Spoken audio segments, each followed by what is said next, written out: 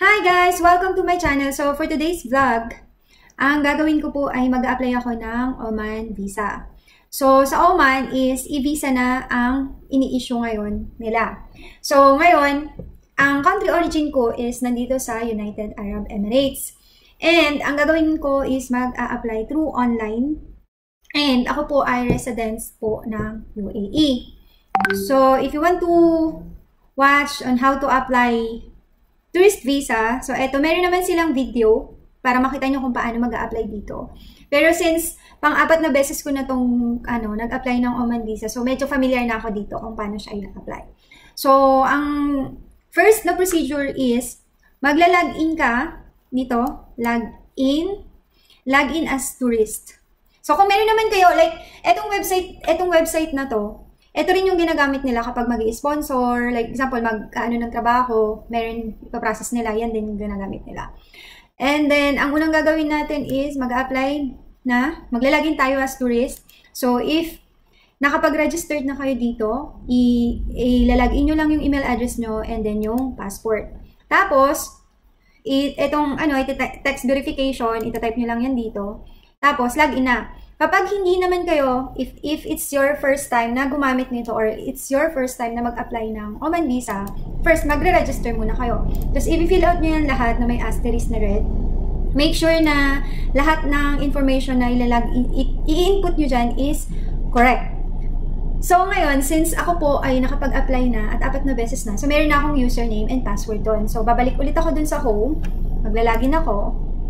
Pwede naman dumiretso na kayo dito, login as tourist, tapos yung email address. So, syempre, ilalag ko yung email address ko dyan. So, pagka-login ko, yan na yung lalabas. Ito na yun. Tapos, ang gagawin natin is mag-a-apply ako for visa. So, apply for an unsponsored visa. So, pipiliin natin kung ano yung nationality mo. And then, dito sa number 2, balik yung question ka dyan, are you residents in GCC country or Bahrain? Ako po ay residents ng UAE. So, ang isasagot ko dyan is yes. So, kung hindi naman po kayo residents ng UAE, ang i-click nyo is no. So, titingnan natin kung anong kalalabasan kapag click natin ng no. Meron niyang mga ito yung mga number, kung ano yung type ng visa ang i-a-apply mo. So, para makita mo kung ano yung mga requirements nan, i-click mo tong click here. Ayan yung mga conditions or kung ano yung mga requirements na kailangan mong i-provide. Okay? So, since as I've said earlier, residence po ako ng UAE. So, babalik ako doon. Tapos, ang gagawin ko po is apply for an unsponsored, tapos Philippines, tapos i-click ko po itong yes. So, select yung GCC. So, andito ako sa UAE. Kung nasa ibang GCC kayo, i-click nyo lang po dito. Kung nasa Qatar, Bahrain, Kuwait. So, mamimili kayo kung saan kayo may visa ng GCC. And then, i-click natin to ng next. Tapos, ayan yung based on your selected options. Yan yung nakalagay na info. Tapos, ito yung mga type ng visa. Kung ano-ano yung mga type ng visa as tourist. Meron naka-identify multiple entry, 2F, ganyan-ganyan. Basahin nyo na lang po yan isa-isa. Basahin nyo na lang po yan. So, ako, ang i-choose ko po is 29A, GCC Residence Visa, Oman Riyal. So, eto, visit to Oman for a person who resides in the GCC and is on the list of approved professions. So, bawat professions kasi dito, meron silang particular kung ano-ano yung mga professions na pwede mag-apply dyan ng e-visa. Pero depende rin po ito kung ano yung nationality mo. So, since nasa GCC country kami, kaya pwede kami mag-apply through e-visa. So, ang gagawin ko, i-click ko na itong apply online here. Then, okay. Ayan. So, fill out ko na itong information na to. Lahat yan. Tapos, kapag ka naman, ayan, kailangan lagyan yan kung ano yung mga information na kakailanganin natin. Tapos, since ako ay nakapag-apply na ng Oman visa before, pwede kong i-type na lang dito kung ano yung visa number ko dito. So, hindi ko alam kung lalabas kasi medyo nakalimutan ko na siya, pero titingnan natin kung lalabas dito yung information na ko noon kasi since may record na siya sa details. If wala naman, kapag hindi siya lumabas, then mag-ano na lang tayo. Lalagay na lang ako ng pangalan dito. Tapos dito sa travel document, kasi itong documents nationality is Philippines. Tapos, kung anong type of documents yung isasubmit mo or yung i-attach mo. Ako, ang i-attach ko is, yan yung mga type: diplomatic service, royal passport, special mission, seaman's mo. So, ang gagawin ko, ang i-attach ko is passport. Tapos, place of issue. Ito na yung mga details na information na nasa passport ko mismo. So, ang passport ko ay in-issue ng DFA NCR North. Make sure po na ang i-apply nyo ang ilalagay nyong information is yung actual nyong information. Hindi yung bara-bara lang. Otherwise, ma-decline yung ano nyo, yung application nyo. Philippines. Tapos, yung previous visa ko. So, bali, fill out ko lang muna to. Tapos, pagka-fill out ko nito, papakita ko sa inyo yung result. Kasi may mga personal information ako dito na kailangan kong takpan, na hindi nyo kailangan makita.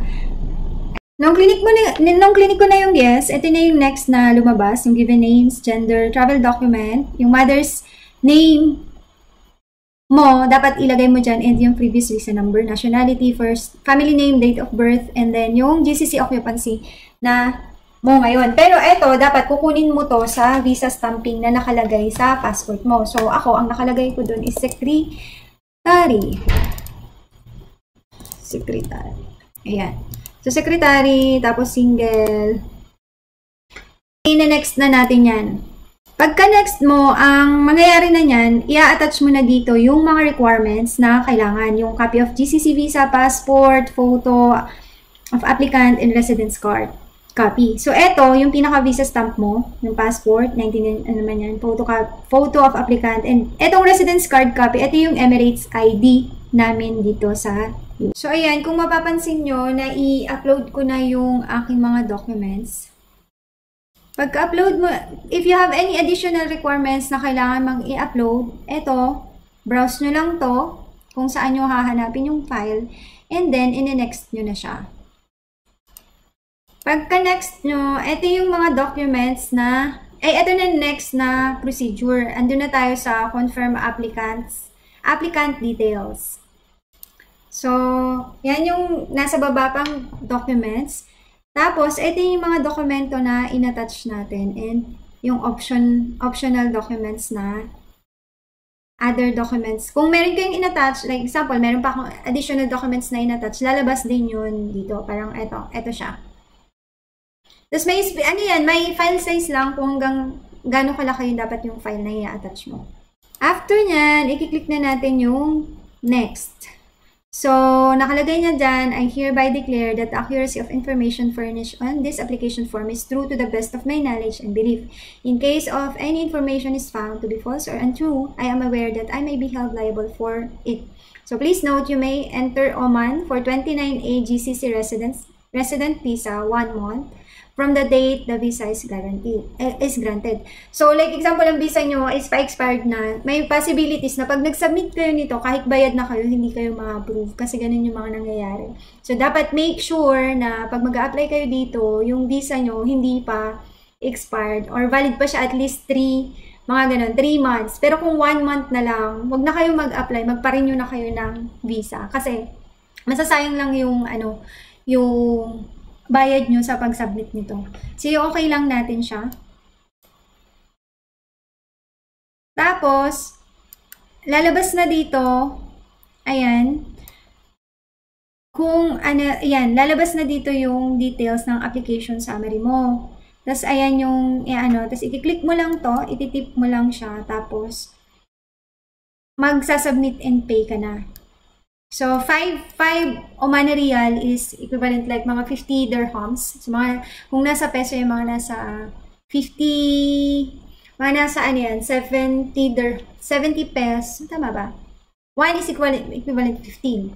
So, kung tourist kayo dito, tapos kino-convert siya, mga nasa 500, mga 500 pesos, something ganon. So, magsasubmit na tayo and pay. So, the visa application fee is non-refundable. Paying for a visa does not guarantee that a visa will be issued. So, yun nga. Ang dito is make sure na valid talaga yung visa mo. If you have a residence visa, if you have a GCC residence visa, make sure na hindi 1 month kumbaga, hindi 1 month na lang yung validity. Otherwise, hindi ka talaga makakakuha ng approval yan kasi hindi sila magbibigay ng approval. As, yan yung mga na-experience din ng mga kaibigan ko. Kaya kung mag-apply kayo dito, make sure na at least 6 months valid pa yung visa nyo or 3 months. I think pwede naman kayong payagan. So, okay mo lang siya. And, after mong ma-okay, ayan na, lalabas na dyan kung paano mo siya babayaran. So, babayaran ko na lang siya ng card. So, pag na-enter mo na yung credit card mo, lalabas na dito kung ayan, yung merchant, transaction, account, card number, enter. Tapos, magsisend yan ng OTP. So, dapat yung OTP na yon na isisend sa SMS mo, saka mo siya i-enter dyan para mag-proceed yung application. So, since na-submit ko na siya at nakapagbayad na ako, eto na yung application ko. Tapos, dyan sa application number, tinakpan ko lang yung details. Dyan yung makikita kung ano yung status. Tapos, ayan, application status submitted. Tapos, ito yung pinaka-receipt mo or pinaka-details ng application mo para pag trinak mo siya dyan. So, ito na yung pinaka-payment receipt. Nandito yung payment reference, payment amount, yung date, visa type na in-apply mo, application number, family name, given name, travel document, number, nationality, passport, and gender. Tapos, ayan nga yung pinaka-notes pa ba. Important notes, visa application fees non-refundable and paying for a visa does not guarantee that the visa will be issued.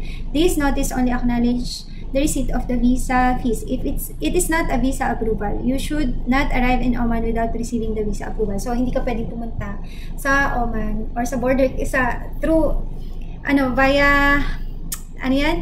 hindi ka pwedeng pumasok sa Oman na hanggat hindi mo hawak yung visa. So, yun yung pinaka-policy doon. Tapos, ano pa ba? Usually, sa experience ko, nakukuha ko yung visa, siguro mga 1 day lang. 1 day lang meron na 1 day or 2 days meron na bibigay na nila yun. Tapos, isisend nila yun sa email ko. Sinisend yun sa email ko. Tapos, ipiprint ko lang to. Yun. Tapos, yun yung dadalhin ko pagka papasok na ng Oman sa border ng Oman. Tapos, it takes 1 to 2 hours para makalusot ka dun sa border. Pero hindi ko lang alam kasi itatry namin ang pag-travel dun via air. Kasi usually, nagta-travel kami doon via land. So, from Dubai to UAE, it takes 6 hours para makarating doon. So, ayun. Ito lang pinaka-process kung paano mag-apply ng visa papuntang Oman.